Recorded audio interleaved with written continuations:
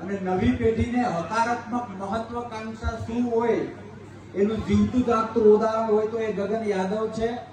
અને આપણે સમજીએ ભાષામાં કહું તો એને સીએમ પદથી નીચે કોઈ પદ હજમ જ નથી થતું, આ ટાઈપની એની વિચારસરણી છે. Best of luck. हम सिर्फ एक जाति को लेकर काम नहीं कर रहे, क्योंकि साहब आप एक जाति को लेकर अपना नेता नहीं बना पाएंगे और हम नेता बनाने निकले हुए हैं. जिस प्रकार शेर के बिना जंगल सुरक्षित नहीं होता, उसी प्रकार नेता के बिना भी समाज सुरक्षित नहीं होता.